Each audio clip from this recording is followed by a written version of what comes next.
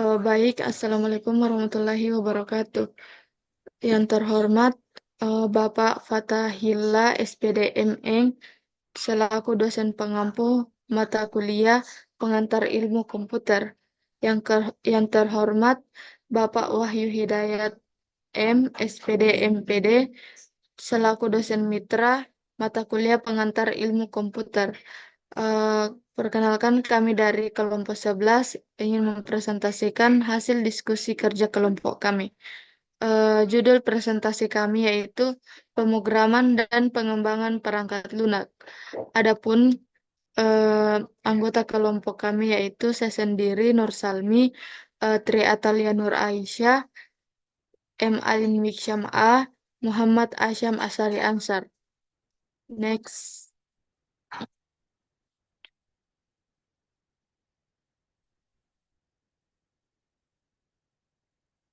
Selanjutnya, apa itu pemrograman dan pengembangan perangkat lunak?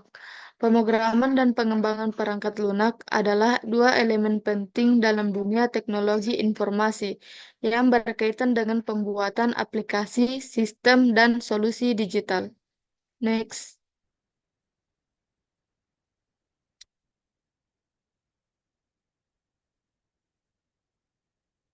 Pemrograman.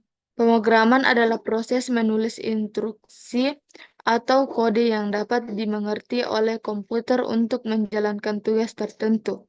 Next.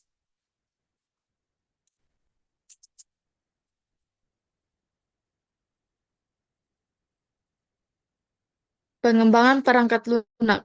Pengembangan perangkat lunak adalah proses merancang, membuat, menguji, dan memelihara aplikasi atau program komputer. Next.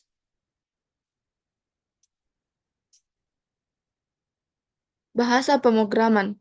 Bahasa pemrograman adalah serangkaian instruksi yang diberikan oleh pemrograman kepada komputer untuk melakukan tugas tertentu. Terdapat tiga jenis bahasa pemrograman, yaitu yang pertama, bahasa mesin. Bahasa ini terdiri dari kode yang sangat panjang dan sulit dipahami, dan sangat bergantung pada arsitektur mesin komputer. Meski sulit dimengerti, bahasa mesin memiliki kecepatan proses yang tinggi dan tidak memerlukan interpreter. Yang kedua, bahasa tingkat rendah atau rakitan. Sama seperti bahasa mesin, bahasa tingkat rendah juga tergantung pada arsitektur mesin. Meskipun prosesnya cepat, bahasa ini sulit dipahami dan memerlukan penerjemahan atau assembler. Yang ketiga, bahasa tingkat tinggi. Bahasa ini menyerupai bahasa manusia dan lebih mudah dipahami. Bahasa tingkat tinggi tidak tergantung pada arsitektur mesin dan memerlukan compiler atau interpreter. Selanjutnya, saya serahkan kepada Tri Atalia. Baik, terima kasih moderator atas kesempatannya. Baik, selanjutnya itu ada fungsi bahasa pemrograman. Fungsi utama dari bahasa pemrograman adalah memerintahkan komputer untuk mengolah data sesuai dengan logika yang diinginkan oleh programmer. Hasil dari bahasa pemrograman biasanya berupa program atau aplikasi. Sebagai contoh, lampu lalu lintas yang terhubung dengan program komputer dapat diatur dengan baik, sehingga mengoptimalkan lalu lintas jalan. Contoh bahasa pemrograman. 1. Ada Java. Java digunakan untuk aplikasi di smartphone, desktop, dan pengembangan situs web. 2. Python digunakan untuk coding dinamis dan aplikasi berbasis web. 3. Ada JavaScript digunakan untuk mengelola website, sangat populer dengan penggunaan hingga 97% di seluruh dunia. 4. HTML digunakan untuk membuat halaman web dan menampilkan informasi di browser internet. 5. Ada PHP digunakan untuk membuat website dinamis dan berjalan pada berbagai sistem operasi. 6. ASP digunakan untuk menciptakan halaman website dinamis dan merupakan produk dari Microsoft. 7. CSS digunakan untuk memformat tampilan halaman web yang ditulis dalam HTML. 8. Perl digunakan di sistem operasi Unix dan tersedia untuk sistem operasi lainnya. 9. XML digunakan untuk mendeskripsikan berbagai macam data dan tidak terbatas pada tampilan halaman web. 10. Dan terakhir ada WML, digunakan dalam aplikasi berbasis XML dan berfungsi pada perangkat nirkabel. Konsep pemrograman. Konsep pemrograman meliputi input, proses, dan output. Konsep dasar pemrograman komputer yang melibatkan input data, proses data, dan output data. Algoritma, serangkaian langkah logis untuk menyelesaikan masalah. Struktur data, yaitu ada array, linked list, hash map, dan tree.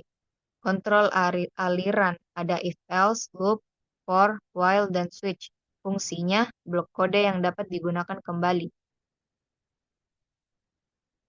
Pemrograman berorientasi objek OPP. Konsep OPP, ada kelas dan objek, enkapsulasi, pewarisan polimorfisme. Contoh sederhana dalam Python atau Java. Pengembangan perangkat lunak, tahapan pengembangan SDLC. Itu ada analis kebutuhan, desain sistem, implementasi atau menulis kode, pengujian, unit, integration, UAT, penerapan, deployment, pemeliharaan, maintenance. Selanjutnya saya persilahkan kepada Saudara Asyam. Baik, terima kasih atas kesempatan yang telah diberikan. Langsung saja, metodologi pengembangan. Yang pertama itu ada waterfall. Proses linear cocok untuk proyek dengan persyaratan stabil. Selanjutnya, agile. Pendekatan interaktif, fleksibel terhadap perubahan. Kemudian ada Scrum, framework agile dengan sprint dan peran tim yang jelas. Scrum Master, Product Owner. Kemudian ada DevOps, itu integrasi development dan operation untuk siklus yang lebih cepat. Berikut adalah kelebihan dan kekurangan metodologi pengembangan. Yang pertama itu waterfall. Kelebihannya itu yang pertama struktur yang jelas. Tahapan di dalam waterfall sangat terstruktur dan berurutan sehingga memudahkan perencanaan dan pengelolaan proyek. Selanjutnya dokumentasi lengkap. Setiap tahap harus diselesaikan sebelum tahap berikutnya dimulai sehingga menghasilkan dokumentasi yang komprehensif. Selanjutnya cocok untuk proyek dengan kebutuhan tetap. Proyek dengan persyaratan yang tidak berubah cocok menggunakan waterfall karena semua kebutuhan didefinisikan di awal. Selanjutnya yaitu kekurangannya.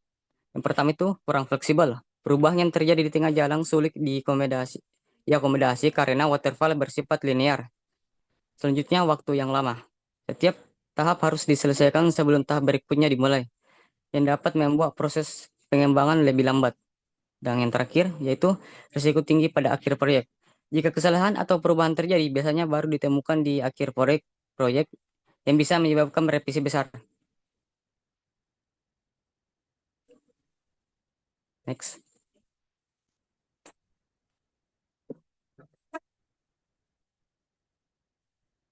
Berikut adalah kelebihan dan kekurangan metodologi pengembangan pada Agile. Kelebihannya yang pertama yaitu fleksibel dan adaptif. Agile sangat cocok untuk proyek yang memiliki kebutuhan yang bisa berubah sewaktu-waktu. Perubahan dapat diakomodasi dengan mudah selama pengembangan. Selanjutnya, pengiriman yang cepat. Proyek dipecah menjadi beberapa iterasi atau sprint dengan hasil yang dapat langsung dilihat dalam waktu singkat. Selanjutnya, kolaborasi tinggi. Agile mengutamakan kerjasama tim dan keterlibatan pelanggan sehingga feedback-nya lebih cepat dan proses pengembangan lebih kolaboratif. Kekurangan. Yang pertama itu kurang dokumentasi. Karena fokus Agile adalah pengembangan cepat, dokumentasi bisa diabaikan atau kurang lengkap. Selanjutnya, susah diukur. Estimasi waktu dan biaya bisa sulit dilakukan karena perubahan terus-menerus selama pengembangan. Dan yang terakhir, potensi ketidakstabilan. Jika tidak dikelola dengan baik, Agile bisa menyebabkan pergeseran fokus proyek atau ketidakpastian arah pengembangan. Selanjutnya, Scrum. Kelebihannya yang pertama yaitu fokus pada hasil. Scrum mengutamakan penyelesaian bagian kecil proyek dalam sprint yang terfokus sehingga ada progres yang terukur secara rutin. Selanjutnya, adaptif terhadap perubahan. Scrum memungkinkan perubahan persyaratan selama proyek berlangsung. Selanjutnya, meningkatkan kolaborasi tim. Peran-peran seperti Scrum Master dan Product Owner membantu tim bekerja lebih sinkron dan terorganisir. Selanjutnya kekurangannya. Yang pertama itu bisa jadi terlalu intensif. Adanya pertemuan harian dan sprint yang terus-menerus bisa membuat tim merasa terlalu terbebani. Selanjutnya kebutuhan disiplin tinggi. Scrum membutuhkan disiplin dan peran-peran yang jelas untuk berjalan efektif. Jika tidak, proyek bisa keluar jalur. Dan yang terakhir, tidak cocok untuk proyek kecil. Scrum mungkin terlalu kompleks untuk proyek berskala kecil dengan tim kecil. Baik, selanjutnya saya serahkan kepada Saudara Alinisyam. Baik, saya akan melanjutkannya dari sini. Selanjutnya ada DevOps. Kelebihan DevOps yaitu integrasi pengembangan dan operasional. DevOps menyatukan tim pengembang dan operasional yang membantu percepatan siklus pengembangan dan penerapan. Otomatisasi yang kuat. DevOps fokus pada otomatisasi proses build, test, deploy, sehingga meningkatkan efisiensi dan kecepatan, pengurangan risiko kegagalan. Pengujian yang berkelanjutan dan deployment yang cepat mengurangi risiko kegagalan produk saat rilis. Kekurangan DevOps yaitu perubahan budaya yang sulit. Menerapkan DevOps memerlukan perubahan budaya dalam organisasi yang bisa memakan waktu dan menemui resistensi. Kebutuhan alat dan keterampilan khusus. DevOps memerlukan alat otomatisasi khusus dan keterampilan baru yang mungkin tidak dimiliki oleh semua anggota tim. Dan terakhir, biaya awal tinggi. Menerapkan otomatisasi dan integrasi berkelanjutan memerlukan investasi awal yang besar untuk alat dan pelatihan. Selanjutnya adalah alat pengembangan perangkat lunak. Ada version control system atau VCS, yaitu Git dan GitHub.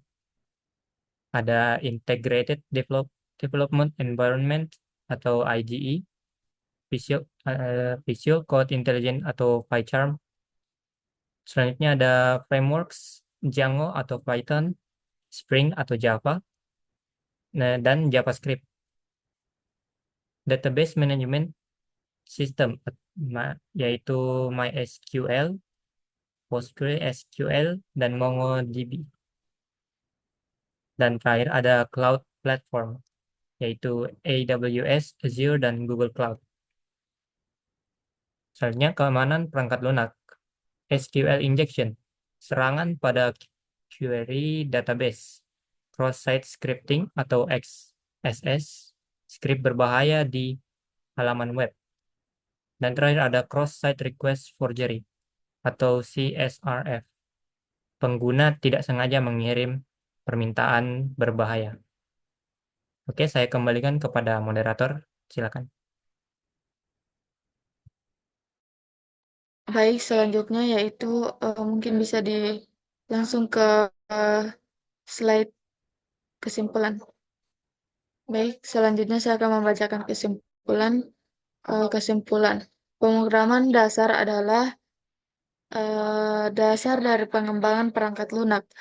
Pengembangan perangkat lunak melibatkan siklus yang terstruktur untuk membangun aplikasi yang aman dan fungsional. Selanjutnya, metodologi modern seperti Agile dan DevOps mempermudah pengembangan perangkat lunak yang lebih cepat dan responsif. Mungkin itu saja.